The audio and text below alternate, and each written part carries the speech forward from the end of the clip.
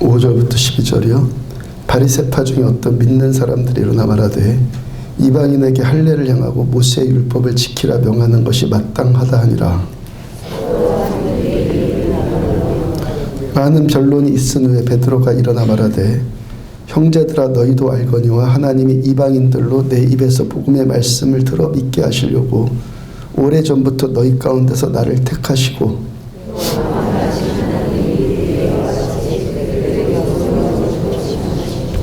믿음으로 그들의 마음을 깨끗이 하사 그들이나 우리나 차별하지 아니하셨느니라.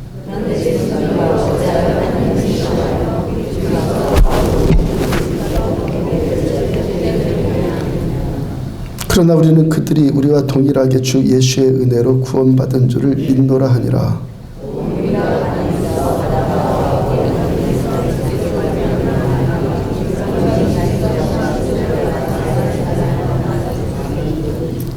아멘.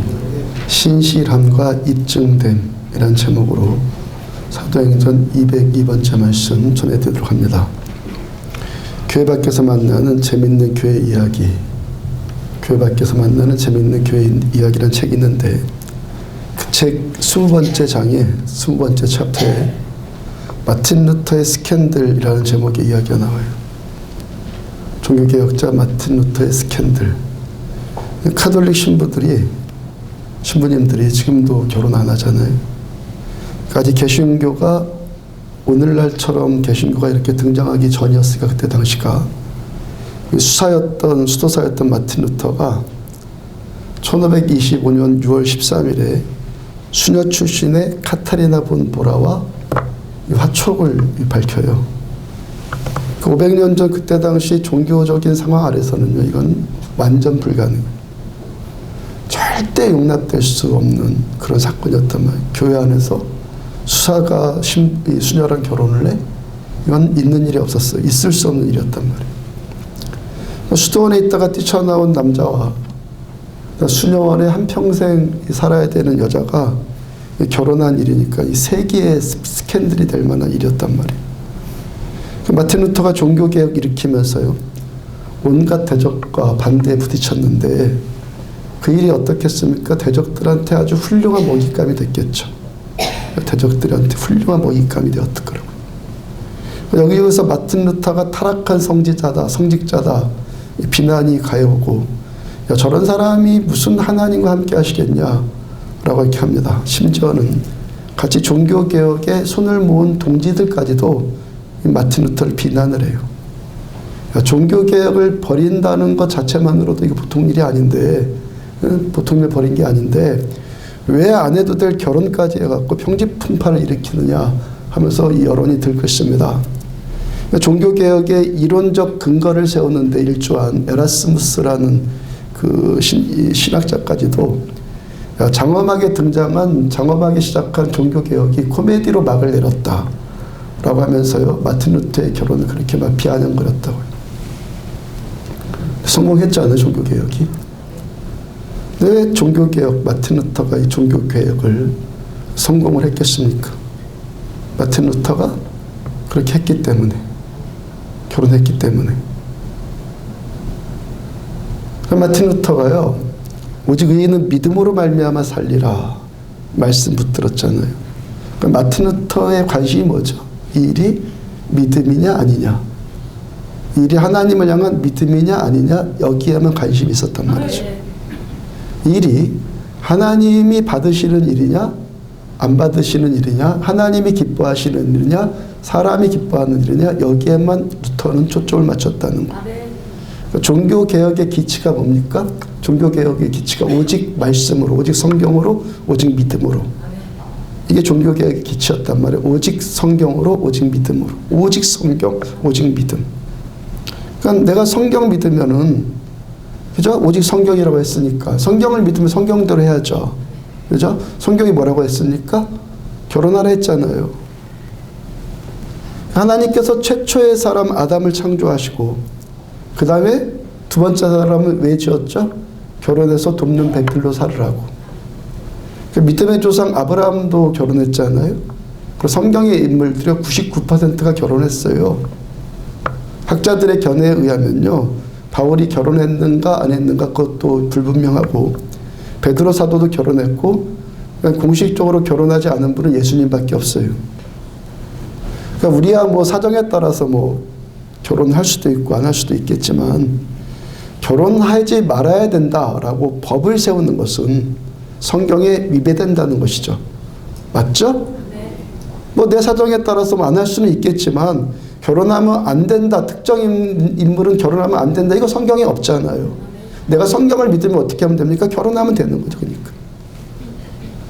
마틴 루터는요, 그 당시 종교적인 상황이 전혀 용납되어지지 않는 상황일지라도 하나님의 말씀, 성경을 믿으니까 믿은 대로 그냥 결혼했단 말이에요.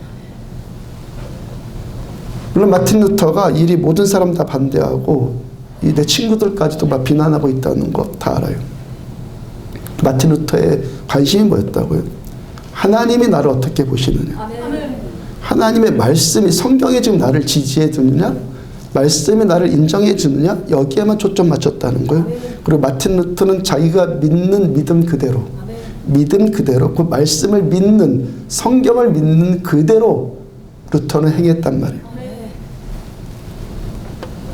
우리가 이단 사이비라는 말을 자꾸 듣는데, 사이비 종교란 말 자꾸 듣는데, 이 사이비 종교라는 말, 사이비란 말 안에는요, 그 의미 안에는 통제한다, 지배한다, 억누른다, 억압한다, 조종한다, 이런 의미가 들어있어요.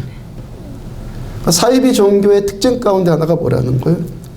하라 하지 말아라, 해야 된다 말아야 된다, 그 밤낮 강조하면서 그거 강요하고 사람들을 막 억압한다는 거예요. 어떤 사람에게 죄책감이나 부담감을 주면서 그 사람을 조종을 한다는 거. 너 그러면 안 돼? 그러면서 조종을 한다는 거. 그 어떤 이단 사이비 집단은 뭐라 합니까? 제대로 안 되면 그냥 집도 뛰쳐나와라, 그냥 나와라, 그냥. 그 사람 사생활까지도 다 감시하잖아요. 사생활까지도 다 감시하고, 감시 카메라 달아놓고, 그 통제하잖아요. 북한 그 공산당이 김일성 일가를 우상화시킨 사이비 집단 아니에요. 종교적으로 따지면. 김일성이 신이라고 했으니까 사이비 집단 아니에요. 그러니까 그들이 공산주의라는 이념을 가지고 북한의 모든 주민들을 그 이념으로 감시하고 통제하고 억압하고 있잖아요. 이념으로, 그들이 붙든 이념으로 억압을 해요. 그게 사이비란 말이죠. 어제는 제 폰에 전화가 한 통 왔는데 모르는 번호예요. 토요일이어서 받을까 안 받을까 하다가 그냥 자동으로 이제 계속 울어도 안 받으면 꺼지잖아요. 그때까지 울더니 또 전화가 와서 뭐가 급한가 하고 받아봤는데, 전에도 한번 통화했던 분이, 이분이 주일날 오전에 극동방송에서 나가는 제 설교, 방송 설교를 종종 듣는다고 하는데, 그날은 말씀이 걸렸다는 거예요. 제가 몇 주 전에 설교하면서요, 내 구주 예수를 더욱 사랑, 찬송의 예를 들면서 우리가 마음을 다하고 목숨을 다하고 힘을 다하여 하나님을 사랑한다는 것, 목숨 다해서 하나님을 사랑한다는 것이 이렇게 예배 가운데 노래로 고백하는 정도로 입증되는 것 아니다, 그렇게 말씀 전해드렸죠. 그죠? 노래 정도 하면서 내 구주 예수를 사랑합니다, 이게 목숨 걸 정도의 사랑이면 못할 자가 누가 있어요? 다 할 수 있죠. 제가 그렇게 말씀드렸잖아요. 이 시간 예배 드리고 찬양하는 의미는 뭡니까? 우리 죄를 위해서 십자가의 그 구원을 주신 하나님의 그 은혜가 너무 감사해서, 그 은혜 감사해서 이렇게 예배 드리고 찬양하면서 하나님께 감사로 화답해 드리는 것 아니에요. 근데 우리가 마음을 다한다, 목숨을, 생명 다해서 하나님을 사랑한다는 것이 어떻게 이렇게 노래 정도로 고백하는 것으로 그게 되겠느냐, 이렇게 말씀 전했잖아요. 근데 이분이요, 짧게 들어서 그런지 그 말씀을 제대로 못 알아들었어요. 이분이 교회를 계속 다닌 분인데 하나님 제대로 믿으면서 다닌 것은 아니었고, 그러다가 사업이 어렵게 되어서 그 아픔 가운데 하나님 만나게 됐다고 그래요. 그렇게 만난 하나님의 은혜가 감사해서 하나님을 찬양하는 것이 너무 좋다는 거예요. 그래서 교회 가서 예배드리면 하나님을 노래하고 찬송하는 것 너무 행복하다는 거. 당연하고 좋은 일이죠. 아멘? 당연하고 좋은 일이죠. 근데 이분이 제 설교를 어떻게 잘못 들었냐면은, 하나님의 말씀에 제대로 순종도 하지 않으면서 하나님께 찬양한다는 것은 틀렸고 잘못됐으니까 이제 찬송도 하지 말아야 되나 보다 이렇게 받아들였단 말이에요. 그 설교를 듣다가 걸려서 지난번에 저에게 전화해서 제가 설명을 다시 해드렸는데 이분이 해결이 안 된 것 같아요. 그래서 지난주는 교회도 안 갔대요. 그러다가 어제 또 저에게 전화를 한 거예요. 그러니까 제가 하나님의 말씀에 철저하게 순종하지 않는 자는 예배드릴 자격이 없다라는 그 율법주의적인 말씀을 전한 적이 여기서 12년 목회하면서 제가 한 번이라도 한 적이 있습니까? 없지 않아요. 저는 그런 소리 한 적. 오히려 나 같은 죄인 살려주신 십자가의 그 은혜 감사해서 말씀 앞에 보여지는 내 죄를 깨닫고 이런 죄인일지라도 여전히 또 구원 주신 하나님의 그 은혜에 감사해서 우리는 하나님을 예배하는 겁니다. 하나님을 노래하는 겁니다라고 계속 전하잖아요. 하여튼 그분께 알아듣도록 다시 설명을 했고 스마트폰 유튜브에 들어가서 거기 우리 교회 설교 다 있으니까 그날 설교 다시 한번 들어보라고 그렇게 했어요. 요한복음 14장 15절을 보면은 너희가 나를 사랑하면 나의 계명을 지키리라. 사랑하면 계명을 지킬 거다. 우리가 주님을 사랑하면 주님의 계명, 주님의 말씀을 지켜요. 아멘. 주님 사랑하면은 이 정도 노래하는 정도가 아니라 말씀을 지킨단 말이에요. 목숨 걸고 사랑하면은 주님을 말씀을 목숨 걸고 순종을 해요. 그 목숨 걸고 주님 사랑한다는 것이 여기서 뭐 주님 사랑합니다 라고 예배 가운데 고백하는 것 정도에 그치겠냔 말이에요. 그러니까 목숨 걸고 내가 주님 사랑하는 것이 진심이라면요, 목숨 걸고 주님의 계명 말씀을 지킨단 말이에요. 근데 또 주님의 은혜가 또 놀라운 것은 우리에게 그렇게 목숨 걸고 계명을 지켜라, 말씀을 지키라는 그 말씀도 결국에 뭡니까? 우리들의 행복을 위해서 그 말씀을 주신 거예요. 아멘. 요한복음 14장의 그 말씀, 너희가 나를 사랑하면 나의 계명을 지키리라. 요한복음 13장, 14장, 15장에서 계속해서 반복해서 나오는 단어가 나의 계명, 주님의 계명이란 단어가 계속 반복되는데 그 주님의 계명을 예수님이 어떻게 말씀하셨어요? 요한복음 13장 34절을 보면은 새 계명을 너희에게 주노니 너희가 서로 사랑해라. 내가 너희를 사랑한 것처럼 너희도 서로 사랑해라. 이게 뭡니까? 주님의 계명이에요. 그러니까 우리가 주님을 사랑하면 주님을 목숨 걸 만큼 내가 사랑한다 그러면은 우리가 지켜야 될, 목숨 걸고 지켜야 될 주님의 계명이 뭐라는 거예요? 우리 주께서 우리들을 사랑하신 것 같이 우리도 서로 사랑하는 거예요. 요한복음 15장 12절을 보면은 내 계명은, 주님의 계명은 내가 너희를 사랑한 것 같이 너희도 서로 사랑하라는 이것이니라. 그러니까 목숨 걸고 지켜야 될 주님의 계명이 뭐라는 겁니까? 서로 사랑해라. 주님 말씀 이대로 우리가 이렇게 주님의 수준으로 서로 사랑하면 누가 행복해지죠, 여러분들? 우리가 서로 사랑하면 누가 행복해져요? 우리가 다 불행해지는 것 이유가 어디에 있어요? 다요.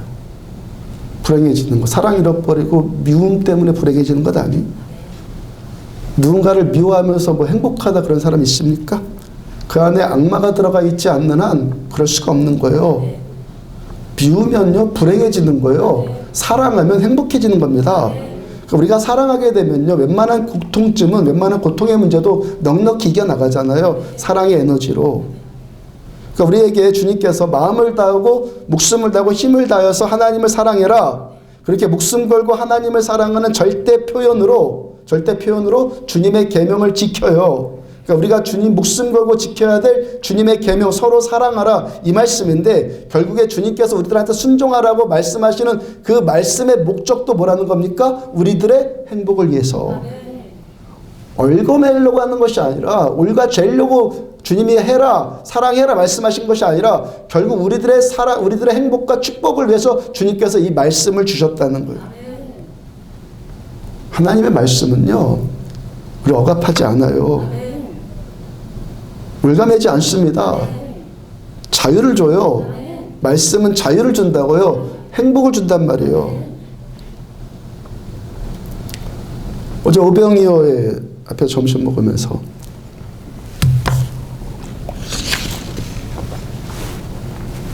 집사님 한 분과 우리 남동생에 대해서 잠깐 이야기를 나누게 됐어요. 집사님의 남동생이 술을 너무 미워하시는 분이. 전에도 한번 이런 얘기 한 적이 있죠. 술을 너무 미워해서 온 세상의 술을 내가 다 먹어서 없애버려야 된다, 이런 생각 가지셨단 말이에요. 집사님 그래서 그런 동생 술 끊게 해주고 싶어서 그 집에까지 가서 며칠 같이 살아주기도 하고, 이것면 저것면 다 하고 이 부탁 저 부탁 다 해보고 그랬다고 그래요. 근데 술을 안 끊는다는 것이죠. 술을 끊으라고 하면 아 누나 끊을게 하고 대답은 잘하는데 여전히 안 끊어요. 우리 중에 술 끊고 담배 끊고 계신 분 계시죠? 술 끊고 담배 끊고 계신 분 있으면 제가 비결을 가르쳐 드릴게요. 첫 번째 비결. 기도를 세게 한다? 안 끊어져요. 기도하면 뭐 다 끊어지면 얼마나 좋아. 정말 술 끊고 담배 끊고 싶습니까? 끊으려고 하면 가장 먼저 술 담배가 싫어져야 되는 거예요. 술 담배가 싫어져야 된다고요. 왜 술 마시죠? 술 맛이 좋으니까. 맞죠? 먹으면 좋으니까. 맛있으니까 먹잖아요. 아니에요? 예. 술 맛이 좋으니까 비 오면 꿀꿀해서 술 마신다. 그건 아직 수준이 안 된 거고, 술 마시는 수준이 된 사람은 술이 맛있으니까 먹어요. 좋으니까. 담배는 또 왜 피워요? 담배 피우면 좋으니까. 좋으니까 피우는 것 아니에요. 그러니까 왜 끊어? 좋은데. 계속 피는 거죠. 술, 담배를 못 끊는 게 아니라 결국 뭡니까? 안 끊는 거예요. 맞죠? 그러니까 끊으려면은 먼저 내 생각 속에서 이게 싫어져야 된단 말이죠. 술, 담배가 싫어져야 돼요. 저는 어떤 청년과 상담을 하는데 이 청년이 술, 담배를 얼마나 좋아했냐면요. 병이 날 정도로 좋아했어요. 심장에 협심증까지만 생기고 소화도 안 되고 그 정도까지 되니까 몸이 이상해지니까 이러다가 큰일 나겠다는 생각이 들어서 끊었다고 그래요. 계속해서 그거 하면 건강이 망가지니까 잘못하면 내가 죽을 수도 있겠구나 하는 그게 생각이 드니까 그게 싫어진 거죠. 이제 싫어진 건 아니에요. 싫어지니까 끊게 되더라는 거예요. 요즘에 새벽에 계속 말씀 전해드리는 것이 하나님 경외가 뭐죠? 하나님 경외. 하나님의 생각이 나의 생각이 되고 하나님의 마음이 나의 마음이 되는 것. 내가 내 생각대로 내 판단대로 내 마음대로 뭔가를 하는 게 아니라 하나님의 마음과 나의 생각과 하나님의 생각이 하나가 되어서 나타나는 어떤 행동들, 그게 뭐라고요? 하나님 경외. 그러니까 우리가 어떤 나쁜 것을 끊으려고 하면은 그 나쁜 것에 대한 하나님과 같은 마음이 된단 말이에요. 같은 마음이 되면 된단 말이에요. 하나님께서 술을 좋아하실 분이겠습니까? 하나님과 내가 같은 마음인데 하나님 술 싫어하셔. 그러면 나도 같은 마음 되면 싫어진단 말이죠. 하나님 담배 좋아하실 것 같아요? 싫어하시지 않아요? 그럼 나도 하나님과 같이 같은 마음이 되어서 담배가 싫어지면은 담배가 끊어진단 말이죠. 그러니까 하나님과 같은 마음이 되면요. 같은 마음이 되면 하나님 죄를 싫어하시니까 나도 죄를 싫어하는 거예요. 맞죠? 같은 마음이 되니까 하나님이 좋아하는 걸 나도 하게 되고 그렇게 된다는 말이죠. 이게 뭐라는 거? 하나님 경외. 하나님 마음대로 하나님 생각대로 하나님의 뜻대로 우리도 같이 살아가는 거예요. 이게 뭐라고? 하나님 경외. 나 잘난 맛에 사는 게 아니라 나 똑똑한 생각으로 사는 게 아니라 하나님의 생각과 하나님의 마음이 일치가 되어서 살아가는 것. 이게 하나님 경외란 말이에요. 집사님의 남동생이 술 좋아하는데 술이 끊어지겠어요? 집사님 가만히 보니까요. 남동생이 가장 좋아하는 사람이 큰언니더래요. 큰언니는요. 그 동생 보면서 야 너 그럼 얼마나 먹고 싶으면 그러겠냐. 내려 와서 그냥 한 잔 마셔. 그런 되는 거예요. 그러니까 큰 누나를 좋아하는 거 당연하죠. 그러니까 이제 20대 초반의 청년들이 둘이 뜨겁게 연애하는데 가정을 해봐요. 둘이 뜨겁게 연애하는 두 아이. 이 아이들한테 가장 복된 소식, 복음이 뭐죠? 야, 니네 얼마나 좀 그렇게 정신이 없겠냐. 야, 상처받지 않게 서로 잘 배려해주면서 연애 잘 해보도록 해라. 그렇게 애들한테 복음 아니에요? 그게 복음이지, 그게. 가장 저주스러운 말이 뭐죠? 그만 만나. 걔가 그냥 막 좋은데, 내 감정이 막 어떻게 다스려지지 않을 만큼 그냥 좋은데, 그냥 좋을 뿐인데, 거기다 대고 그만 만나 하니까 그냥 집 나가는 것도 아이들이 그냥 불사해버리잖아요. 그냥. 그래서 제가 집사님한테 권면하기를요. 다음에 동생한테 가면은 야, 동생아 술이 그렇게 좋냐? 그 좋은 술 누나도 같이 한번 마셔보자. 우리 같이 한잔하자. 그러라 했어요. 오해하지 마세요. 농담으로 한 것이 아니라 진심으로 권면한 거예요. 진심으로. 그렇다고 해서 뭐 술맛도 모르는 그 집사님이 코가 삐뚤어지게 뭐 마실 것 같지 않으니까. 사랑이 뭡니까 여러분들? 내가 너희를 사랑한 것 같이 너희도 서로 사랑해라. 그 사랑, 주님 말씀하신 사랑이 뭐죠? 사랑의 한 측면이 빌립보서 2장 6절부터 8절을 보면 그는 예수는 근본 하나님의 본체시나 하나님과 같으나 하나님과 동등됨을 취할 것으로 여기지 아니하시고 오히려 자기를 비워 오히려 예수님 자신을 비우시고 종의 형체를 가지사 사람들과 같이 되셨고 사람의 모양으로 나타나사 죽기까지 복종하셨으니 곧 십자가의 죽으심이라. 하나님의 높은 자리, 하나님의 그 수준, 그 높은 곳에 계신 우리 주님께서 우리와 사랑 나누기 위해서 우리 보고 주님의 수준으로 올라와라 그러지 않으셨단 말이에요. 너 내 수준으로 올라와 그래야 교제가 되지 그러지 않으셨단 말이에요. 오히려 어떻게 하셨어요? 주님은 주님 자신을 비우셨고 주님의 수준에서 오히려 우리 수준으로 내려오셨단 말이에요. 종처럼 되셨고 하나님이 사람처럼 되셨고 사람의 모양으로 사람과 같이 돼서 우리에게 찾아오셨단 말이에요. 우리들한테 올라오라 말씀하지 않고 주님이 직접 우리 수준으로 우리 수준에 맞춰주기 위해서 내려오셨단 말이에요. 우리 인간이 사람이 죄짓고 종 같은 비천한 모습이 있으니까 주님께서도 우리와 같은 모습으로 종의 모습으로 이 땅에 오셨단 말이에요. 그렇다고 해서 예수님이 죄를 지으셨단 말 전혀 아니에요. 하나님은 술이나 담배나 쾌락이나 그런 거 안 좋아하세요. 그러니까 우리가 좋아하는 것은 우리가 좋아하는 것, 좋아해서 안 되는 것, 그죠? 다스려지지 않아서 안 되는 것, 주님 십자가에서 다 품어주셨어요. 다 용서해 주셨어요. 이게 뭐예요? 은혜. 은혜. 하나님께서 술, 담배를 비롯한 이런저런 문제 갖고 너 그거 하면 안 돼? 해야 돼? 이러면서 억압하거나 굴레를 씌우거나 뭐 죄책감을 막 심어주거나 그러면서 약점 잡고 내가 너보다 한 수 위다 그러면서 약점 잡아서 조종하려고 하거나 하나님 그러시지 않는단 말이에요. 교회는 그런 것이 아니란 말이에요. 지금보다 한 5년 전쯤 5, 6년 전쯤의 일인데요. 제가 어떤 문제 때문에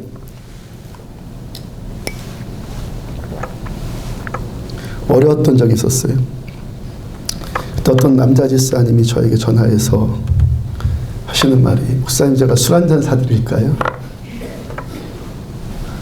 저에게 술 먹고 주정하는 분들은 몇 번 봤는데 제가 저를 위로해 주고 싶어서 목사님 제가 술 한잔 사드릴게요. 또 그런 분은 또 처음이었어요. 뭐 그 후로도 그 전도 없었고 이분이 또 뭐 못 배운 분이라던가 그런 것도 전혀 아니었어요. 하여튼 어제 또 전화했다는 그분도 살짝 들어보니까 한잔하고 전화한 것 같고 또 그런 분들 많아요. 하여튼 모르는 척하고 제가 다 들어주지만 하여튼 저에게 술 사주겠다고 술 한잔 사주시겠다고 하신 분에게 마음은 고맙다고 하고 또 나중에 행여나 관계에 문제가 생기면 시험거리가 될 수 있으니까 거절을 했지만 제가 거절을 했는데 속으로는 이분 참 잘 배웠네 그랬어요. 참 잘 배웠네. 여러분 목사라고 해서 힘든 일이 있으면 100이면 100이 힘든 일이 생기면 100이면 100이 다 기도할 일만 생각이 나야 합니까? 그 엘리야는 로뎀나무 아래 가서 하나님 나 죽여주세요. 그건 뭐죠? 힘든 일 생긴다고 목사라고 해서 100이면 100이 기도할 일만 생각나야 하는 거예요. 그렇다고 해서 뭐 제가 힘들면 술 마신다 그런 말 전혀 아니에요. 좋아하지 마세요. 네. 그렇게 하는 척은 할 수 있겠지만 누구를 제가 후리겠다고 그렇게 고상한 척하면서 저 인생을 살겠어요? 척하면 여러분들이 후리는 거지 결국에는. 근데 그분의 그 진심 어린 그 마음, 진심이었거든요. 그 마음이 저에게 아직도 은혜로 생각이 은혜로 생각이 나요. 아직도. 기독교의 최고 이단이요. 이단 사이비가 율법주의예요. 뭐 신천지다보다 그런 것보다 최고 이단 사이비가 율법주의라고요.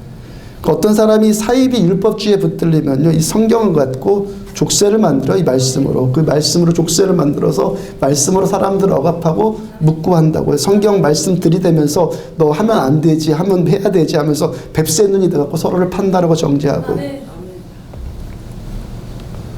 복음서를 보면서 예수님을 잘 깨달아 보시라고. 예수님 어떻게 하셨는가? 예수님이 경찰관 같으셨는가?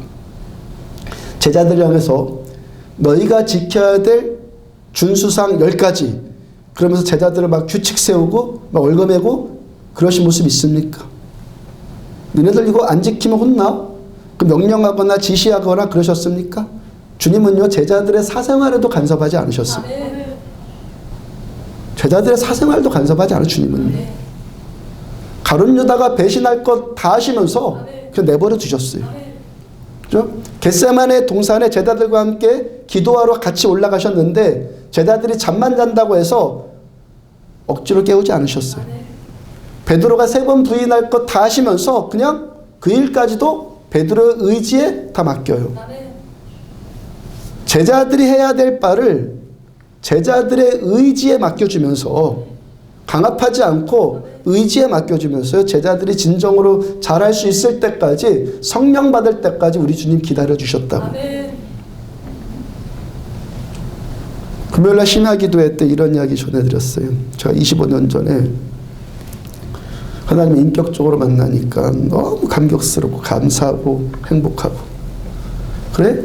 예배 드리는 것이 기다려지고 밤에 기도하러 가는 것이 즐겁고 행복하고 말씀 보는 일이 막 즐겁고, 이렇게 되기 위해서 여러분들에게 이렇게 되시라고 권면드렸잖아요. 그런 분 뭐 거의 없었으면 좋겠는데, 사람 의식해서 종교생활 한다는 것, 사람을 의식해서 종교생활을 한다는 것만큼 경직되고 부담스럽고 무거운 일이 어디 있어요. 사람 의식해서 교회와, 이거 얼마나 부담스러운 일이에요. 잠 안 자고 새벽 예배에 나오는데, 그 고생해서 나오는데 하나님께 나오는 그 시간이 진심으로 좋아야죠. 그 시간이 정말 행복해서 나와야지. 나와야 하니까 나오고 사람의 눈이 의식되어서 나온다면 그거 얼마나 부담스럽고 무거운 행위를 하고 있는 거예요 지금. 오늘 사도행전 15장의 예루살렘의 공회의 문제, 회의 문제도요, 할례를 받아야 된다, 말아야 된다, 해라, 하지 말아라, 결국 이 율법주의 문제 때문에 생긴 것 아니에요. 여러분, 기독교는요, 규칙이나 법의 종교가 아니라 사랑과 자유함의 종교예요. 율법의 종교가 아니라 은혜의 종교라고요. 그러니까 우리들은요, 주님이 좋아서 이 자리에 나오시라고요. 예수님이 좋아서 이 자리에 나오고 그렇게 좀 기도를 하시라고요. 주님 정말 이 자리에 나오는 것이 행복하고 기다려주고 즐거워서 이 자리에 나오게 해주세요 라고 기도를 하시란 말이에요. 주님 구하면요, 진심으로 구하면요, 그렇게 되도록 감동 주신단 말이에요. 갈라디아서 5장 1절 보면은 그리스도께서 우리를 자유롭게 하려고 자유를 주셨으니 그러므로 굳게 서서 다시는 종의 멍에를 매지 말아라. 주님께서 우리 죄를 대속하기 위해서 십자가를 지신 십자가의 또 한 가지 의미가 뭡니까? 자유. 물론 방종하는 자유가 아니라 진리 안에서 자유요, 순종하고 싶어서 순종하는 자유. 내가 더 죄를 짓는 자유가 아니라 진리의 말씀을 지킴으로써 회복과 능력과 축복이 경험되어지니까 그래서 순종하는 자유. 요한복음 8장 36절 보면은 그러므로 아들이 너희를 자유롭게 하면 너희가 참으로 자유로우리라. 주님 우리들을 자유롭게 해주길 원하신단 말이에요.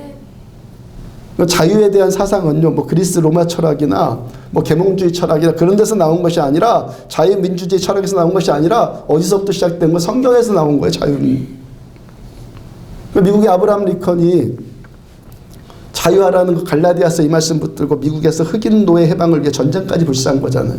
이 말씀 붙들고 말씀 믿으니까 믿으니까 전쟁까지 불사하는 거예요.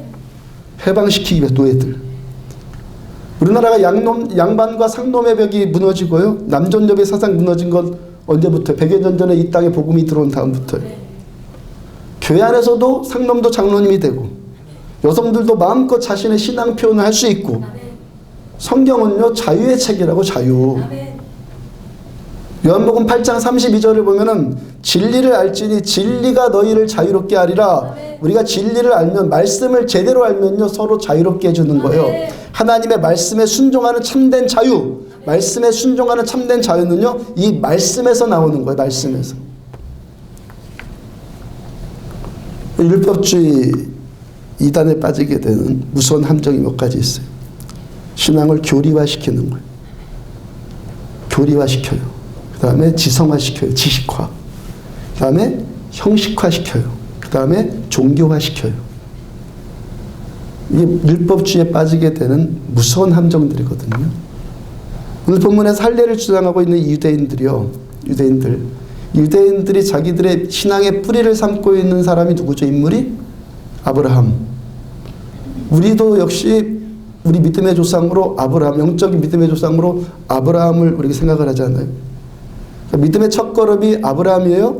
아브라함의 신앙을 잘 깨달으면은 신앙의 본질이 뭐냐 우리 잘 깨달을 수 있단 말이에요. 아브라함이 어떻게 신앙생활을 했냐 그걸 잘 보면 아 신앙의 본질이 이거구나 깨달아진단 말이에요. 성경에 아브라함의 이름이 309번 정도 300여 번 정도 기록되어 있는데 그만큼 우리가 신앙생활을 함에 있어서요 아브라함의 그 인물됨은 그만큼 중요하다는 거예요. 율법주의자들은요 기독교를 종교화시키고 규칙화시키는데 아브라함은요 철저하리 싶을 만큼이요 아브라함은요 종교적이지 않은 사람이에요. 아브라함은 철저하리 싶을 만큼 종교적이지 않았다.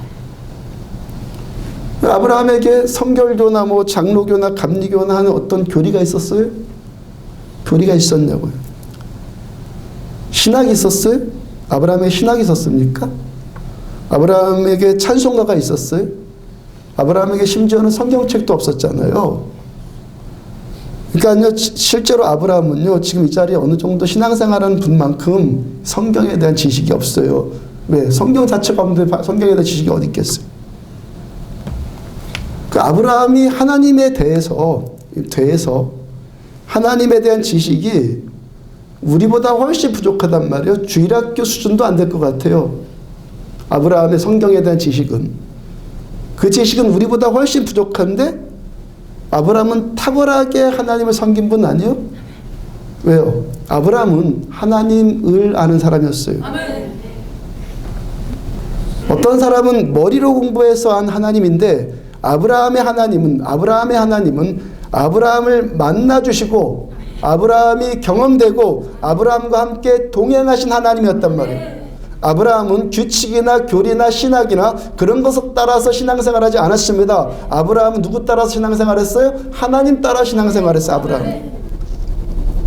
왜 시대에 자꾸 교리, 신학, 뭐 규칙 그런 게 자꾸 세워지는 거예요?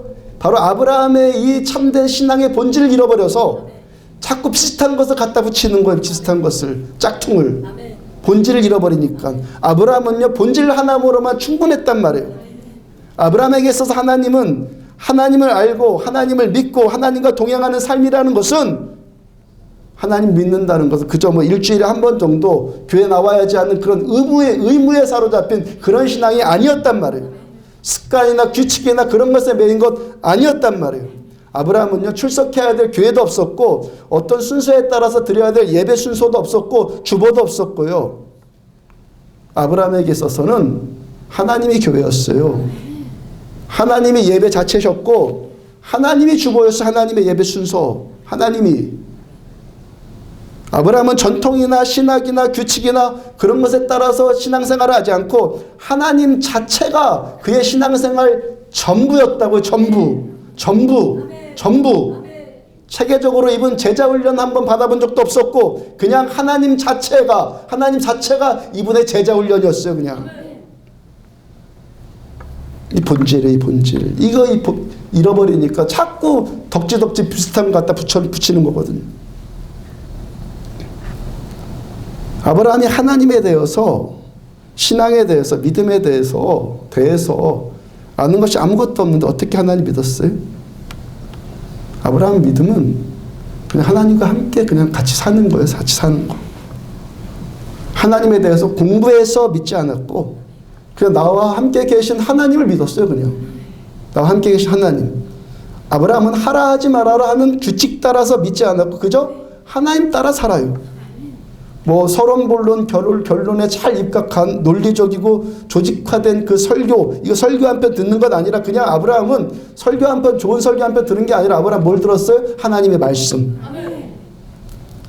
아브라함은 존재하신 하나님을 알았고 그리고 하나님은 말씀하셨고 아브라함은 그 말씀을 들었고 아브라함은 그 말씀을 믿었고 그 말씀대로 사니까 그대로 돼요.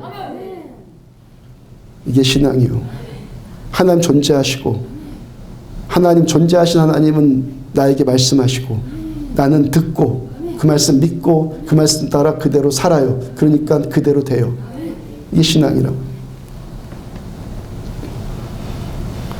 창세기 17장 1절과 19절 보면은 아브라함이 99세 때 여호와께서 아브라함에게 나타나셔서 그에게 이르시되 99살에 내 아내 사라가 내게 아들을 낳으리니 너는 그 이름을 이삭이라 해라.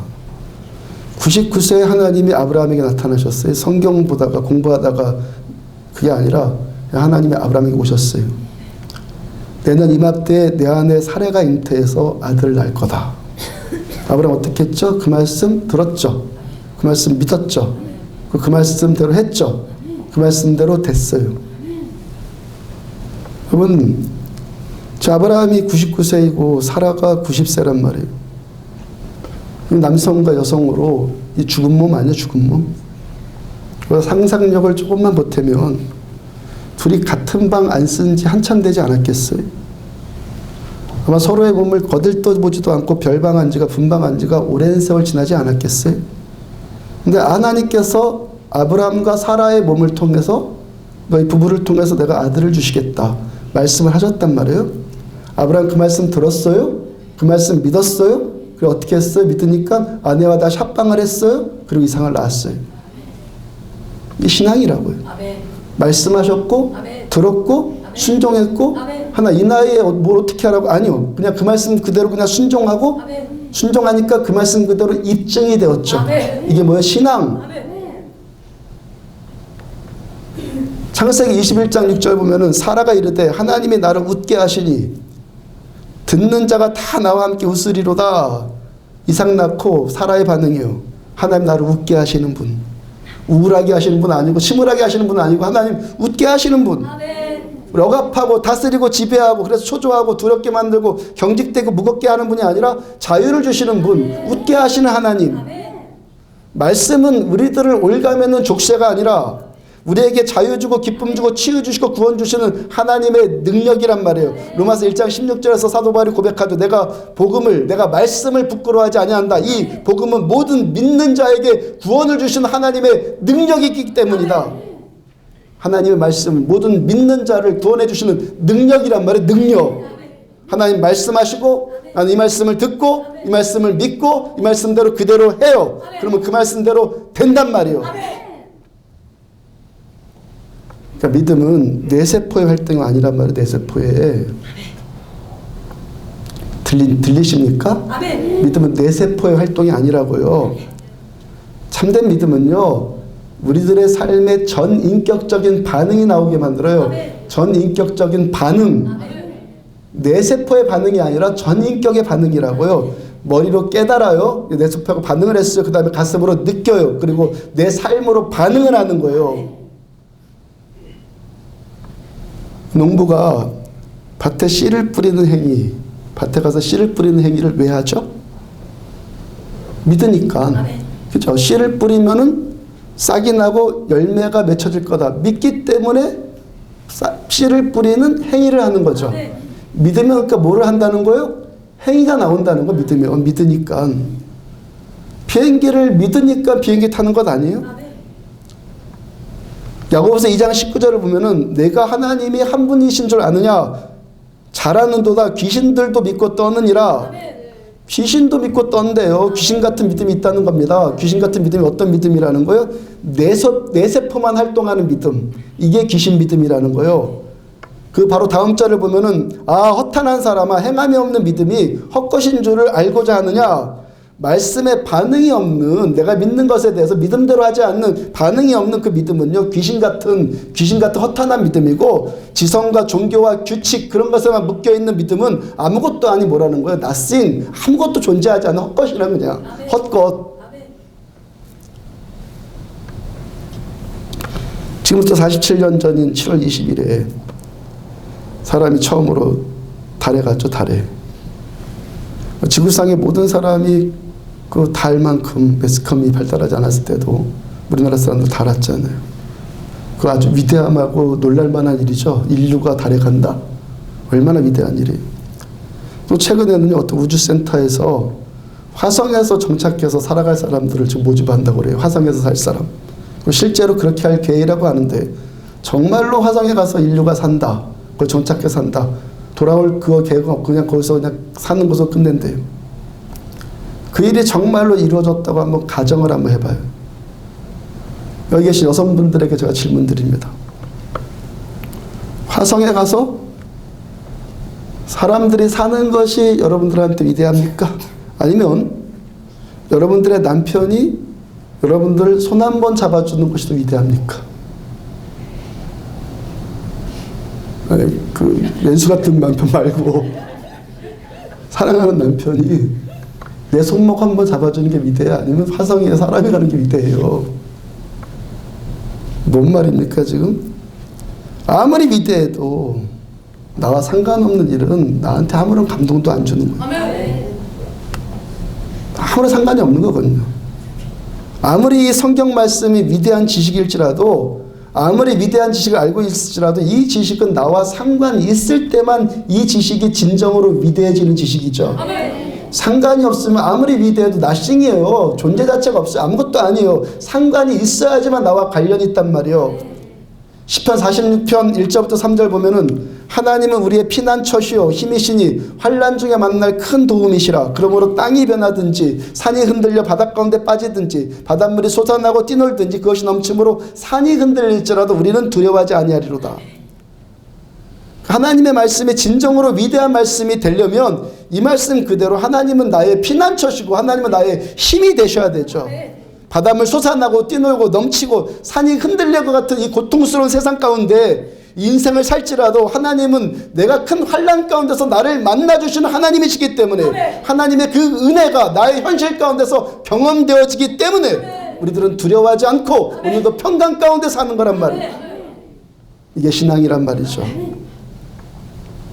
하나님의 말씀은 이 성경은요, 우리가 이대로 살기 위한 책이고, 그리고 이대로 되어져야 하는 책이란 말이에요.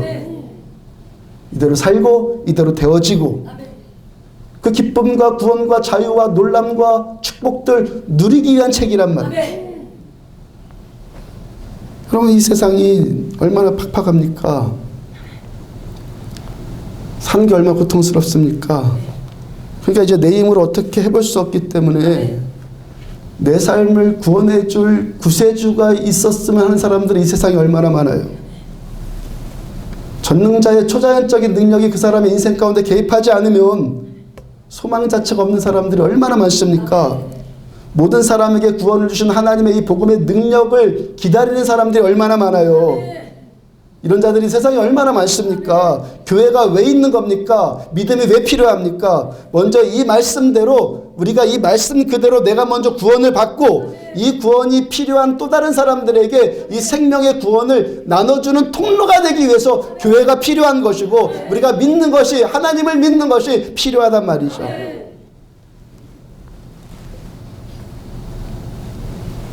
아까 술, 담배 너무 많이 해서 병이 생긴 청년 이야기를 조금만 더 해봐요. 청년이 모태신앙이어서 어렸을 적부터 교회를 다녔어요. 멀리 타지에 와서 대학 다니고 강릉에 와서 대학 다니고 대학원 다니면서 점점 신앙과 멀어지고 자기가 생각해봐도 심할 정도로 술, 담배를 많이 했단 말이에요. 하루에 커피를 20잔 이상을 마셨대요. 어떻게 하면 하루에 커피를 20잔 이상을 마셔? 저기 반문을 하니까 하여튼 그랬다고 그래. 그러다 보니까 건강에 이상이 와서 술, 담배를 끊었는데 그 후유증으로 계속 몸에 이상 신호가 온단 말이에요. 어느 날부터인가 협심증도 왔다고 그랬고 소화도 안 되고 그래서 또 어느 날부터인가 안면 근육이 마비되는 것 같은 것이 느껴지는데 입이 막 돌아가고 점점 막 심해져요. 병원 가도 안 되고 입 돌아가는 것이 점점 상태가 악화되다가 수요일날 여기 와서 함께 예배드리고 함께 기도하는데 다음날부터 입이 정상으로 돌아왔고 지금까지 계속 괜찮대요. 이게 구원 아니에요? 이게 구원? 하나님이 안 만져주시지 않으면 도대체 삶의 소망이 없는 상태. 우리가 주님의 이 구원 누리고 이 구원 필요한 자들에게 예수 말해주기 위해서 신앙이 필요하다는 거죠. 이게 교회라는 것이죠. 마가복음 16장 17절을 보면은 믿는 자들에게 이런 표적이 따르리니 곧 그들이 내 이름으로 귀신을 쫓아내며 무슨 독을 마실지라도 해를 받지 않으면 병든 사람에게 손을 얹어 나가니라. 술 담배 독에 빠져서 죽음의 영에 붙들릴 뻔했는데 그 귀신 쫓겨나가고 다시 회복되잖아요.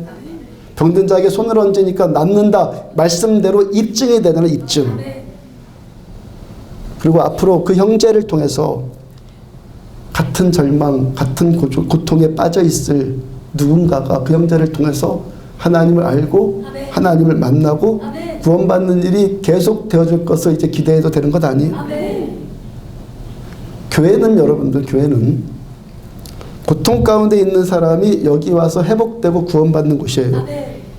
분명히 고통스러운 자들이, 절망했던 자들이 여기 와서 소망을 얻고 회복이 되고 위로를 받는 곳입니다. 그런데 교회는요, 거기서만 그치면 안 돼요. 교회는요, 구원받은 사람이 요양만 하고 있는 곳이 아니에요. 여기 요양소가 아니란 말이에요. 요양소가 아니에요, 여긴요. 교회는요, 취미 활동하는 것이 아니라 임무를 수행하는 곳이에요. 아멘? 취미 생활하는 곳이 아니라 임무를 수행하는, 사명을 수행하는 곳이란 말이에요. 교회의 임무 중에서 가장 큰 임무가 뭐죠? 고통받는 세상 구원해 나가는 것. 교회는, 여기서 교회 놀이 하면서요, 사람 인정받기 위해서 그러기 위해서 있는 곳이 아니라 여기서는 오직 구원을 베푸시는 하나님만 인정받으시면 되고 구원을 베푸시는 우리 주 예수님만 영광 받으시면 되고 그래서 생명 살아나는 일이 여기서 계속해서 하나님이 살리시는 일이 계속해서 나타나지는 곳 여기가 교회라는 거예요. 우리는 그 통로로 쓰임받기만 하는 거죠. 교회가 뭐라고요? 하나님이 생명 살리는 일들이 계속 나타나지는 것 여기가 교회고 우리는 뭐예요? 그냥 그 통로로 쓰임만 받으면 되는 거예요. 그리고 하나님께만 영광 돌리면 되죠. 뭐 내가 인정받을 게 뭐가 있어요? 하나님이 다 하시는데. 하나님이 안 하시니까, 하나님이 안 하는 신앙이니까 사람이 고개를 들죠. 하나님이 다 하신다고 그러면 팍 죽을 수밖에 없죠. 하나님 다 하시니까. 목회학 기록 가운데 세 부류의 신자가 있다고 그래요. 한 사람은 하나님 나라의 유익이 되는 사람. 또 한 사람은 교회의 이익이 되는 사람. 교회의 이익이나 하나님 나라의 이익이나 그게 그거 아닌가요? 같은 말 같은데 제가 지금 교회의 이익이 된다는 말은 그런 의미로 전해드린 것 아니에요. 교회의 이익이 된다는 말은 제가 자기 사업하는 자로 타락을 해서 말씀도 타협해서 전하고 여러분들은 목사의 사업을 돕는 자로 이용당한다는 말이에요. 하나님의 말씀은 타협할 대상이 아니라 말씀은요 최후 통첩이에요. 말씀은 최후 통첩이라고. 내 현실 따라서 이 말씀을 취사 선택하는 것 아니에요. 말씀은요 내 기호에 따라서 분류하고 그런 것 아니에요. 그냥 그대로 전하고 저는 그대로 전하고 여러분들 그대로 받아들여야 되는 최후 통첩이에요. 말씀은. 하나님의 말씀은요 어떤 상황에도 어떤 사람에게도 구애받지 않아요. 자유니까. 하나님은 어떤 상황에서도 말씀은 자유하는 거예요. 말씀은 말씀대로 하세요. 하나님의 말씀은요 누구의 의견을 들어보고 누구의 승인을 받아야 해도 그런 것 없어요. 말씀은요. 하나님의 말씀은요 하나님의 말씀 그대로 돼요. 예레미야 20장 9절을 보면은 내가 다시는 여호와를 선포하지 아니하며 그의 이름을 말하지 아니하리라 하면 나의 마음이 불붙는 것 같아서 말씀 그대로 전하지 않으면 내 마음이 불붙는 것 같아서 골수에 사무치며 답답하여 견딜 수 없나이다. 하나님의 말씀을 이 말씀 그대로 선포하지 않으면 이 마음이 불붙는 것 같아서 막 골수에 사무치고 답답해서 견딜 수 없는 것이 정상이란 말이에요. 이게 정상이라고요. 그러니까 우리들은요, 교회 사업하는 일에 이익되는 자들 되지 마시고 정말 교회를 통한 하나님의 나라에 유익이 되는 자들이 되시라고. 하나님 나라에 유익이 되는. 또 한 부류는요, 그저 개인들끼리 이익되는 사람. 뭔 말이거든요. 나에게 좋은 사람이 좋은 사람이란 말이에요. 제가 목회하면서 관찰해봐도 그래요. 나에게 좋은 사람이 좋은 사람. 오늘도 우리가 겸손해야 될 것은 사람의 기준이라는 것을 아까 하나님 경외라는 거 설명해 드렸죠. 내가 판단하는 게 아니에요. 하나님과 하나 된 판단이요. 말씀과 하나 되는 판단이요. 사람의 기준이라는 것은요, 자기 이익에 따라서 얼마든지 편협될 수 있는 게 사람의 기준 아니에요? 아닙니까? 우리들 인생 그렇게 살지 않습니까? 아주 고상하게 사십니까? 아니잖아요. 자기 이익에 따라서 얼마든지 편협될 수 있는 게 사람 아니에요? 그러니까 우리는요, 나에게 좋은 사람이 좋은 사람이 아니라 하나님의 말씀 앞에 좋은 사람이 좋은 사람이에요. 믿음은요, 참된 믿음은요, 좋은 사람을 낳아요. 참된 믿음은 반드시 좋은 사람을 낳는데 좋은 사람은 반드시 참 믿음 낳지 않아요. 새겨들어요. 그러니까 정말 좋은 사람은요, 사람의 기준에 좋은 사람이 아니라 하나님의 말씀 앞에 좋은 사람이 되어야 한다는 거예요. 하나님의 말씀 앞에 온전한 사람이 누가 있어요? 오늘 새벽에 전해드린 것처럼 오늘 새벽 설교에 세상에서 가장 나쁜 놈이 누구죠? 세상에서 가장 나쁜 놈이 누구예요? 나 아니요? 나? 자신. 내가 정말 진실해지고 내가 정말 겸손해지면 세상에서 가장 나쁜 놈은요, 나예요. 그렇죠? 우리가 나 같은 죄인 살리신 하나님의 그 은혜 앞에 오늘도 끝까지 겸손하고 감사하고 하나님만 인정받고 높임받고 여기가 교회란 말이죠. 여러분들, 사람에게 아무리 투시의 은사가 임했다고 할지라도 내가 내 속을 보는 것보다 다른 사람 속을 보는 게 더 잘 볼 수 있겠어요? 아니잖아요. 정직해지면요, 자기 속이 가장 잘 보이잖아요. 정직해지고 진실해지면 보여지는 자기 속 보고 내가 세상에 가장 죽일 놈입니다, 이 고백 안 나와요? 그 사도 바울이 뭐라고 하는 겁니까? 내가 죄인 중에 괴수다. 그게 그거예요. 남의 속이 안 보이고 자기 속만 보여요. 자기 속만. 이런 사람들을 통해서 하나님의 나라가 유익이 되는 인생 아니겠습니까? 오늘 보면 사도행전 12절을 보면은 12절 같이 있습니다. 12절 같이 있으면 시작. 무리가 가만히 있어 바나바와 바울이 하나님께서 자기들로 말미암아 이방인 중에서 행하신 표적과 기사에 관하여 말하는 것을 듣더니, 무리가 가만히 있어 하는데 이 무리가 어떤 무리죠?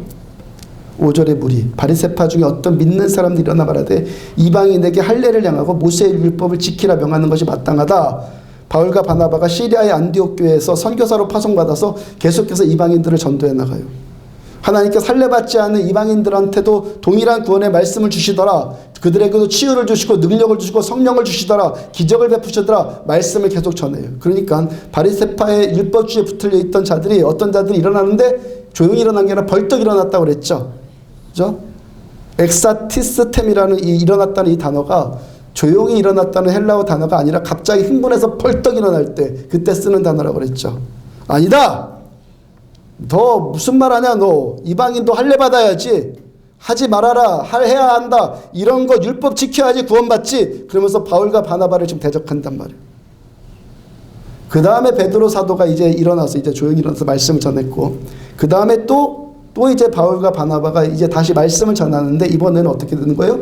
온 무리가 가만히 들어요. 처음에는요, 벌떡 일어나서 대적했던 자들이 이번에는요, 순한 양처럼 돼갖고 가만히 듣더란 말이에요. 왜 이렇게 됐죠? 11절이 답이에요. 그러나 우리 베드로, 바나바, 바울, 우리는 그들이, 이방인들이 우리와 동일하게 주 예수의 은혜로 구원받는 줄을 뭐하노라? 믿노라. 믿노라. 베드로 사도가 내린 이 말씀의 결론 때문에 분위기가 잡혀요. 베드로와 바울과 바나바, 우리는 이방인들도 우리 유대인들과 동일하게 주 예수의 은혜로만 구원받는 줄로 우리는 믿노라. 믿노라 하니까 지금 다 잠잠해지더라는 거예요.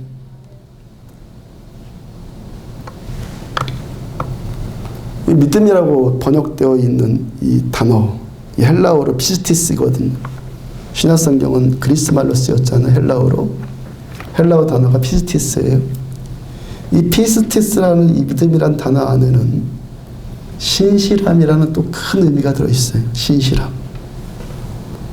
그러니까 피스티스를 믿음이란 단어 대신에 신실함으로 번역하면 어떻게 되죠? 우리는 이방인들도 우리와 동일하게 주 예수의 은혜로 구원받는다는 이 말씀 앞에 우리는 신실하노라. 그죠? 이방인들도 예수의 은혜로 구원받는다는 이 말씀 앞에 우리는 신실하노라. 이 말씀이 되죠. 이렇게.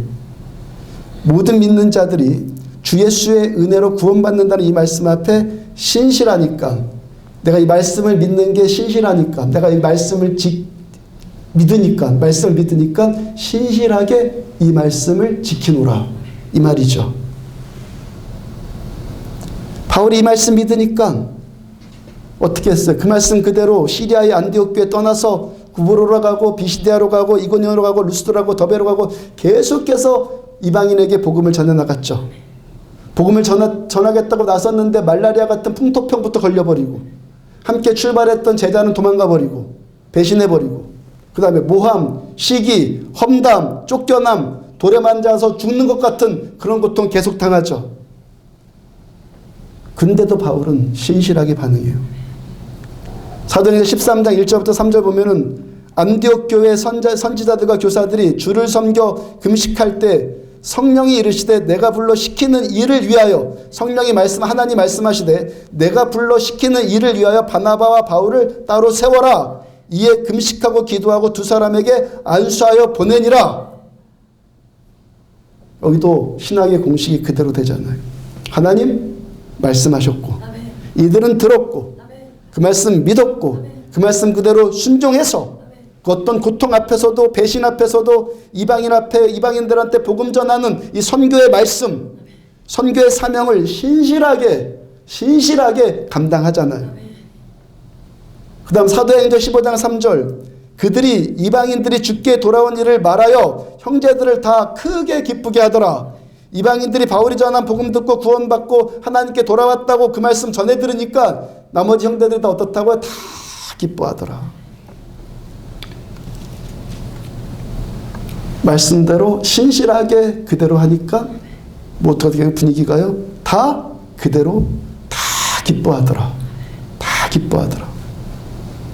베드로 사도께서 지난 일 회상하면서 말씀 전하는 사도행전 10장의 이야기, 지금 사도행전 10장의 이야기를 지금 말하고 있는 거라고 그랬죠. 베드로 사도가 환상 가운데 이방인 로마장교 고넬료에게 복음 전하라는 말씀을 들었어요. 베드로가 들었어요. 그리고 믿었어요. 그리고 그 말씀 그대로 순종했어요.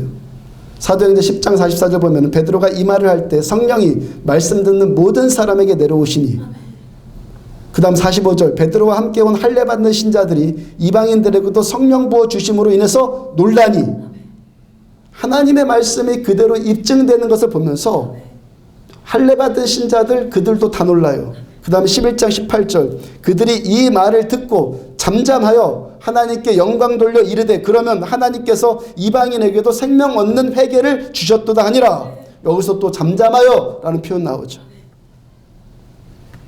믿는다라고 번역되어진 헬라어 피스티스의 의미가 신실하다, 말씀 그대로 따른다, 신실하다, 더불어서요 입증된다라는 또 한 가지 큰 의미가 들어있어요. 입증된다. 하나님 말씀하셨고 나는 그 말씀을 들었고 그 말씀을 믿었고 그 말씀에 신실하게 반응해서 그대로 행하니까 그 말씀 그대로 어떻게 됐죠? 입증됐단 말이에요. 입증. 이게 신앙이란 말이에요. 말과 여러 뭐 이렇다 저렇다 떠들고 다니는 게 신앙이 아니라 입증되는 것이 입증. 그대로 하니까 놀라운 일, 기뻐하는 일, 대적과 고통들이 잠잠해지는 일, 모든 사람들한테 구원을 주신 하나님의 능력의 일, 하나님의 말씀 그대로 되어지는, 입증되어지는 일이 나타나진단 말이에요.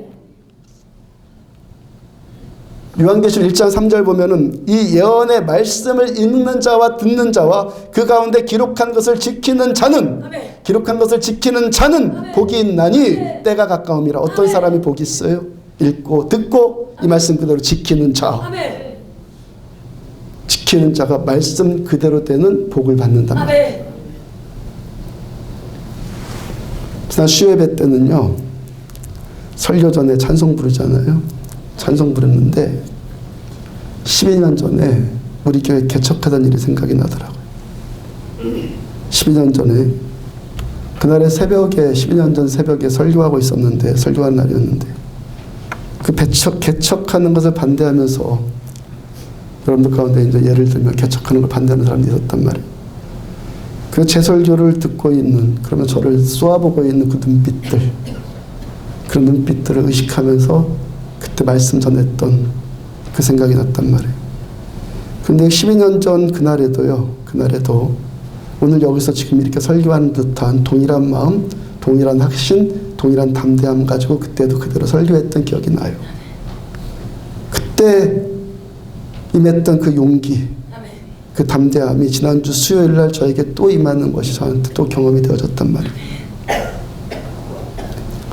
12년 전에 하루는요, 그 일에 관련된 중직 15분이 모여서 저를 오라고 했어요. 제가 그때 저 혼자 15분 정도 앉아 계시고, 저 혼자 있고, 근데 저 여러 말 하지 않았고, 그냥 성경도 들고 펼쳐서 저는 여기에 있는 이 말씀을 믿는 사람이고, 평생을 이 말씀을 전해야 되고, 평생을 이 말씀을 가르쳐야 하는 사람입니다. 지금 제가 하고 있는 일은 성경 안에 있는 하나님의 말씀이 저에게 주신 말씀을 지금 하고 있는 겁니다. 아멘. 저는 말씀이 저한테 임했기 때문에 그 말씀 그대로 하는 겁니다. 아멘. 만약에 제가 여기서 중단한다면 저는 하나님의 말씀을 믿지 않는 사람입니다. 아멘. 그러므로 저는 틀리지도 않았고, 아멘, 저는 중단할 수도 없습니다. 아멘. 그 말만 하고 끝냈어요.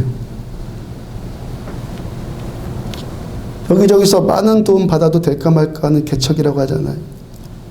대부분의 사람들이 반대하고, 심지어는 절친까지도 비난한다는 소리가 들리고, 아무에게도 그래서 개척한다고 말할 수도 없었고, 개척하니까 도와달라고 누구한테 전화 한 통 해볼 수도 없었고, 안 했어요. 근데 저에게 뭐가 있었어요? 뭐가 있어 제 안에요? 말씀하신 하나님의 말씀. 아멘. 제 안에 말씀이 있었어요. 말씀. 아멘. 이사야서 43장의 말씀. 어떻게 해놔야 되고 하나님 앞에 작전 기도할 때 주신 그 말씀.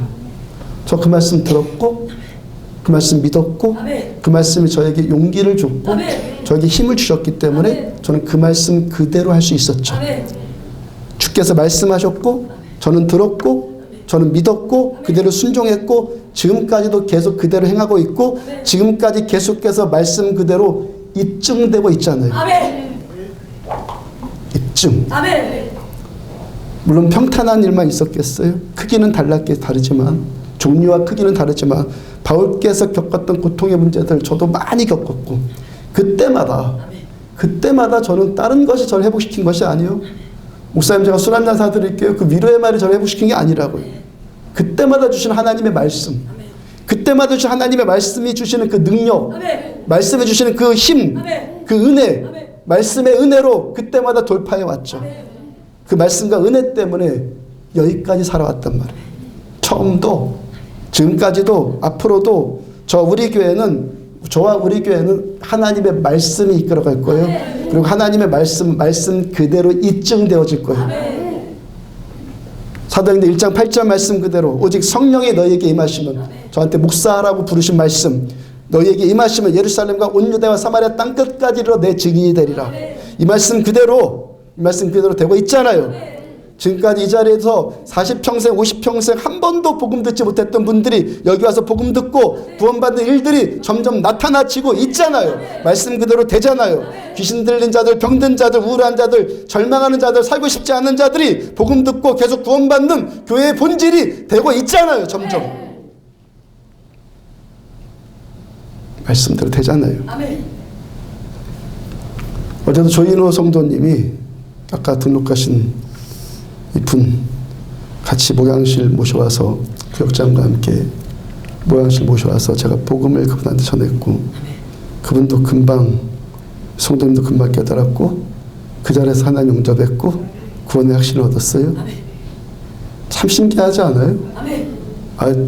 그 구원이 이루어졌다는 거 더 신기한 게 뭐냐면 저한테요. 조인호 성도님이 우리 교회 처음 등록하셨을 때 처음 등록했을 때 이분도 생전 처음 교회 나왔다면서요. 뭐 딴 데 좀 돌아다니 있을지 모르겠지만 하여튼 처음 여기 오셨을 때 제가 이렇게 세웠죠. 일어나라 했죠. 제 마음 감동대로 제가 뭐라 선포했어요. 지금부터 당신을 통해서 많은 사람들이 많은 영혼들이 교회로 돌아올 거다. 제가 선포했잖아요. 지금까지 제가 교회라고는요 처음 나와서 등록한 사람 이렇게 세워놓고 그런 선포한 거 처음인데 저 안에 올라오는 그 믿음의 감동대로 선포하고 그리고 지금 그대로 진행되대요. 조인호 성도님도 아직 초신자라서요. 본인 한 몸도 주체하지 못하는 것 같은데 제가 초신자니까 조인호 성도님도 들었고 그 말씀대로 전도하고 전도가 되잖아요. 완전해서 복음이 전해요? 세상에 완전한 자가 어디 있어요? 세상에. 완전하니까 나를 보고서 예수 믿어요? 그런 자가 세상에 어디 있어요? 나를 통해서 구원받아? 아니요. 나한테 임한 하나님의 구원의 말씀, 내 생명 살려주신 하나님의 구원의 능력이 그한테 전해지니까 전도가 되는 거예요. 사람에 의해서가 아니에요. 우리는 통로일 뿐이고 하나님의 그 사랑, 은혜, 구원의 능력이 나한테 임하니까 그리고 그에게 흘러가니까 생명이들이 살아나는 거예요. 하나님 믿는 천국 백성의 가장 행복한 삶은 하나님이 교회에 세우신 목적대로 우리 신자를 부르신 목적대로 그대로 되는 일이라고 저는 믿어요. 우리 교회는 계속 그렇게 될 거예요. 지금까지 그래 왔듯이 저의 연약함과 한계 때문에 계속해서 브레이크 걸릴 일 있겠지만 그 브레이크는요 목적지까지 잘 가게 하는 브레이크일 뿐이에요. 언젠가 고백드린 것처럼 저는요 지금이 전부라고 생각해 본 적 단 한 번도 없어요. 어제도 지금이 전부다, 오늘도 지금이 전부다, 내일도 지금이 전부다 라고 생각해 본 적 한 번도 없다고요. 저는 앞으로 계속해서 하나님 더요. 하나님 더. 왜? 우리 하나님 무한대니까. 그리고 하나님 말씀 주셨고 하나님 말씀하신 그대로 이루시는 신실하신 하나님이기 때문에 주의 이름으로 다시 여러분들을 부탁드리고 권면합니다. 참되게 하나님 아는 자들 되기를 기도하십시오. 종교적인 신자들, 지식적인 신자들 되지 말고 아브라함처럼 하나님 자체가 전부인 그런 신앙 되십시오. 그래서 아브라함처럼 하나님의 말씀을 들을 수 있을 만큼 참되게 믿고 그렇게 겸손하고 진실하고 아니 하나님만 이 성전에선 전부예요. 주님만 높여지면 돼요. 나는 이 진실한 겸손함 회복되어지고 이 말씀 듣고 이 말씀 믿고 이 말씀 앞에 우리들 신실하게 반응해서 이 말씀 그대로 입증되어지는 아멘. 입증되어지는 참된 신자의 삶을 살기를 주의 이름으로 축복합니다. 일어서 찬양합시다.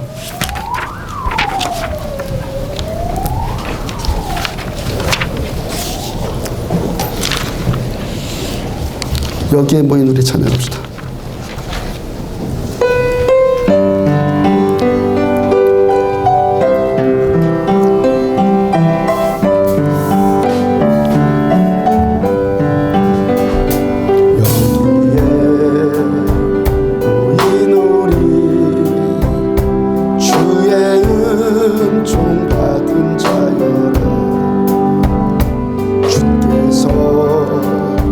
이 자리에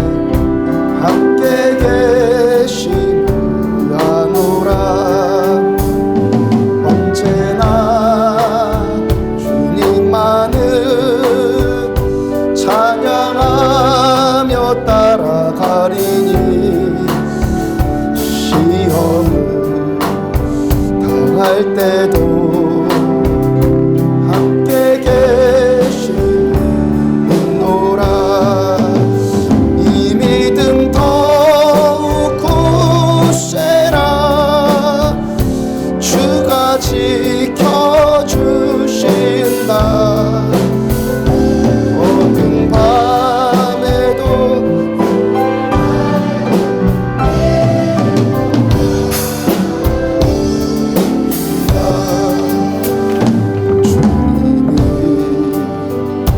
뜻하시니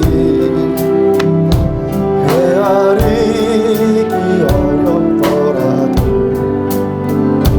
언제나 주 뜻 안에 내가 있음을 아노라.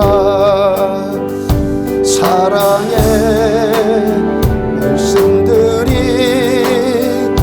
나를 더욱 새롭게 하니 때로는 넘어져도 채웃은 이를 믿노라. 이 믿음 더욱 굳세라. 주가 지켜주신다. 어두운 밤에도 주의 밝은 빛 인도하여 주신 주님이 뜻하신 주님이 뜻하시니 헤아리기 어렵더라도 언제나 주 뜻 안에 내가 있음을 아노라. 사랑의 말씀들이 나를 더욱 새롭게 하니 때로는 넘어져도 채웃음 있노라. 이 믿음 더욱 굳세라. 주가 지켜주신다. 어두운 밤에도 주의 밝은 빛 인도하여 주신다. 여기에 모인 우리 사랑받는 주의 자녀라. 주께서 뜻하시니 우릴 통해 펼치신다. 이 믿음 더욱 굳세라. 주가 지켜주신다. 어두운 밤에도 주의 밝은 빛 인도하여 주님이 뜻하신 일, 주님이 뜻하신 일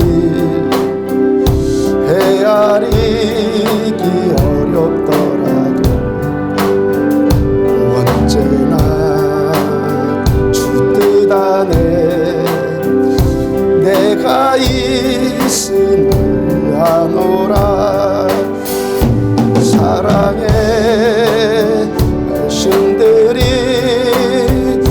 나를 더욱 새롭게 하니 때로는 넘어져도 채웃음 있노라. 이 믿음 더욱 굳세라. 주가 지켜주신다. 어두운 밤에도 주의 밝은 빛 인도하여 주신 사랑의 말씀들이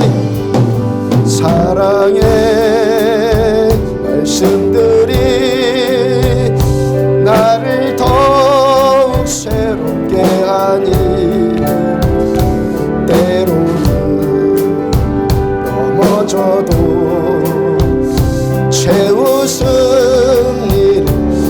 사랑의 말씀들이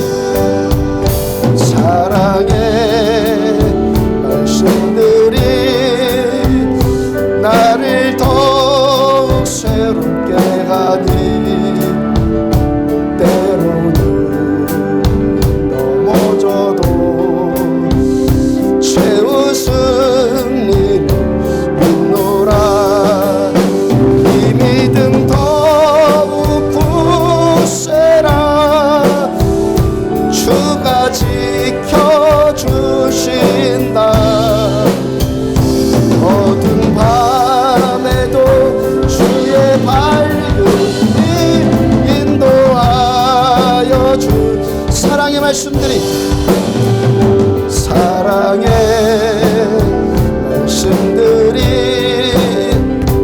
나를 더욱 새롭게 하니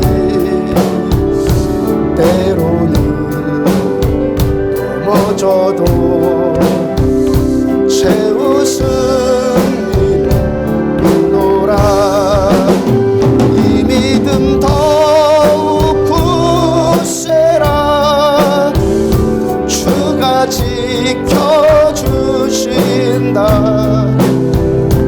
어두운 밤에도 주의 밝음이 인도하여 주. 이 믿음 더욱 굳세라. 이 믿음 더욱 굳세라. 주가 지켜주신다.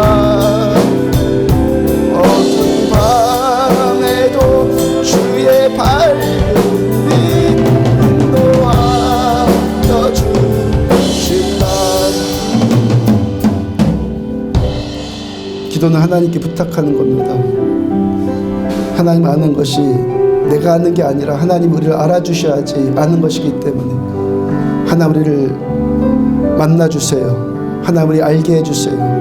하나님의 말씀을 들을 수 있는 귀가 열리게 해주세요. 말씀을 듣고 믿고 신실하게 순종하고 그대로 입증되어지는 참 믿음, 참 신앙 되어지기 원합니다. 이러한 교회를 우리 교회에 계속 세워주고 여기 와서 생명들이 살아나고 하나님의 초자연적인 은혜로 구원의 능력으로 살아나고 이 구원의 생명의 능력을 세상 가운데 풀어놓을 수 있는 우리를 통해서 죽은 자들이 계속 살아나는 일들이 계속 나타나지기를 원합니다. 같이 우리 한 목소리로 함께 기도합니다. 내 주님 감사합니다.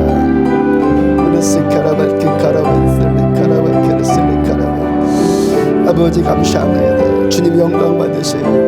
주님 영광 받으세요. 내 주님 영광 받으세요. 내 주님 영광 받으세요. 주님 감사합니다. 말씀 주셔서 감사합니다. 이 말씀의 신앙 더 깊이 새겨지고 하나님 종 하나님만 더 알기를 원합니다. 내 주님만 더 알기를 원합니다. 내 주 그리스도 예수님만 더 알기를 원합니다. 내 주 그리스도 예수님께만 더 발견되어지는 이 종 우리 교회 되어지기를 원합니다. 하나님 여기서는 사람이 발견되어지는 것이 아니라 하나님 우리는 오직 하나님만 발견되어지고 하나님만 알고 하나님만 영광 돌리고 하나님만 높임 받으시는 하나님이 여기에 역사하시며 아브라함의 그 신앙처럼 하나님만 전부가 되며 하나님만 모든 것 되시는 참 믿음 참 본질이 회복되어지기를 원하면 사람의 것들 덕지덕지 붙여놓고 이것이 신앙이다 종교다 하는 건 아니라 하나님 여기에 주님만 계시기 때문에 주님 종에게 말씀하여 주시며 주님 우리에게 말씀하여 주시고 그 말씀을 믿고 그 말씀 신실하게 순종하고 그 말씀 신실하게 순종하는 자들을 통해서 하나님의 말씀이 그대로 입증되어지는 역사들 하나님 계속해서 나타나지기를 원합니다. 하나님 주께서 말씀 주셨으면 하나님 내가 너를 만난 다음에 그 쌍품 아버지 기뻐서 즐겁고 행복하다고 말씀하여 주신 주님 하나님 이 종이 그런 자가 되기를 원하고 하나님 뒤엎게 우리 교회가 그런 교회 되어지기를 원하면 하나님 이 교회 보시기 때문에 기쁘고 하나님 이 교회 보시기 때문에 과와 같은 이 세상 가운데서 하나님의 기쁨이 되고 하나님의 기대가 되는 그런 교회 되어지기를 원합니다. 이 종 긍휼히 여겨주시고 하나님 좀 불쌍히 여겨주시고 하나님 오로지 예수 전적으로 예수 전적으로 말씀 전적으로 생명 하나님의 교회에 세우신 하나님의 목적과 하나님의 꿈과 하나님의 이유가 하나님을 통해서 그대로 나타나지는 우리들 되어지기를 원합니다. 이 성전에 나온 저들 구원받기를 축복합니다. 저들 구원받기를 축복하면, 우울함에서 회복이 되는 역사가 나타나지기를 축복하면, 하나님 묶임과 답답함에서 자유함을 얻기를 축복합니다. 고통에서 치유받는 일들이 나타나지면, 안 되는 것들이 돌파되어지는 일들이 믿음으로 말씀 듣고 그대로 순종함으로 그대로 입증되어지는 구원의 역사들이 하나님 여기 모인 우리들을 통해서 먼저 나타나지기를 원합니다. 주님 나타나지기를 원합니다. 주님 입증되어지기를 원합니다. 주님 입증되어지는 교회 되어지기를 원합니다. 그 세상 가운데서 또 하나님을 입증시켜 나가는 하나님 살아계시고, 하나님 역사하시고, 하나님 현존하시고, 하나님 얼마나 좋으신 분이고, 하나님 얼마나 전능하신 우리 하나님이신지 우리들 알고 세상에 나가 그 말을 전하는 통로들로 우리들 쓰임받는 하나님 우리들 되어지기를 원합니다. 좀 긍휼히 여겨주셔서 이 교만함들이 올라올 때마다 주님 용서하여 주시고, 하나님이 정욕들이 올라올 때마다 주님 용서하여 주시고, 하나님 오직 주님만 신뢰하며 말씀만 의지하며, 하나님 우리 모두 주님만 신뢰하며, 주님이 기준입니다. 주님이 목표입니다. 하나님 오직 아버지의 뜻이 우리의 전부입니다. 하나님 우리들 그런 신앙들 되어지기 원합니다.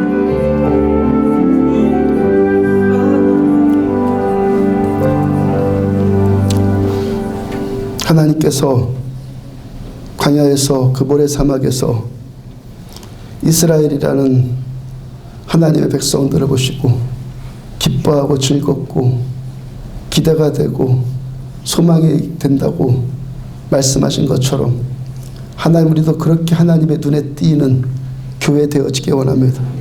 하나님의 눈에 그렇게 띄어지는 신자들 되어지기를 원합니다.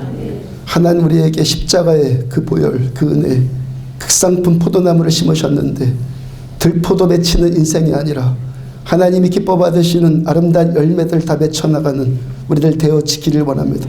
아브라함의 믿음처럼 하나님만 우리의 전부 되기를 원합니다. 하나님만 예배가 되고, 하나님이 신앙이고, 하나님이 말씀이고, 하나님이 전부가 되는 신앙의 이 본질이 우리 가운데 회복되어지기를 원합니다. 그 말씀을 듣고, 말씀을 믿고, 말씀 따라 신실하게 순종하고, 말씀 그대로 입증되어지는 축복된 삶 되어져서 여기 나온 사랑하는 성도들, 그 구원의 역사와 능력과 초자연적인 하나님의 은혜가 경험되어지는 신자들 되어지기를 원합니다. 믿음으로 하나님의 능력이 입증되어지는 우리들 모두 되어지기를 원합니다. 슬픈 자에게 위로를 주시고, 답답한 자들에게 이 시간 자유함을 주시며, 육체의 고통 가운데 있는 자들 주 예수 그리스도 이름으로 치유받을지어다. 예수의 이름으로 치유받을지어다. 안 되는 자들, 문제 앞에 장벽들 돌파되어지는 일들이 나타나질지어다. 전능자의 능력으로 되어질지어다. 그 은혜, 그 사랑, 그 능력 경험하고 세상에 나가서 우리 같은 자들 생명 주고 살리고 소망 주고 그런 삶 살아가기를 원합니다. 하나님이 교회를 세우신 이 목적, 우리를 신자로 삼으신 이 목적, 우리들의 삶을 통해서 낱낱이 이루어지기를 축복합니다. 자녀들 주셨습니다. 자녀들 말씀 안에 잘 자라고 우리와 동일한 하나님의 말씀의 꿈을 꾸어서 하나님의 비전들 낱낱이 이루어지는 우리 자녀들 10대들 다 되어지기를 축복합니다. 물질 주신 하나님께 감사해서 또 물질로 하나님께 예배합니다. 이 예물 주께서 받으시고 저들의 기업 메마르지 않게 축복하여 주시고 기름진 기업 되어지기를 축복합니다. 하늘의 기름짐이 임하는 기업들 되기를 축복합니다. 하늘의 기름짐이 임하는 기업들 되기를 축복합니다. 그래서 많은 사람들 우리에게 주신 것들로 더욱더 살려나가고 많은 사람들을 섬기고 세워나가는 우리들의 삶 되어지기를 축복합니다. 지금은 생명이신 우리 주 예수 그리스도의 은혜와 하나님 아버지의 무한하신 사랑과 성령님의 내주 인도 교통하심이 말씀 그대로 믿고 순종하고 그대로 입증되어지기를 원하는 참 믿음의 사람들 되기를 소망하는 종과 사랑하는 성도들의 머리머리 위에 지금부터 영원까지 함께 하시기를 축원하옵나이다. 아멘.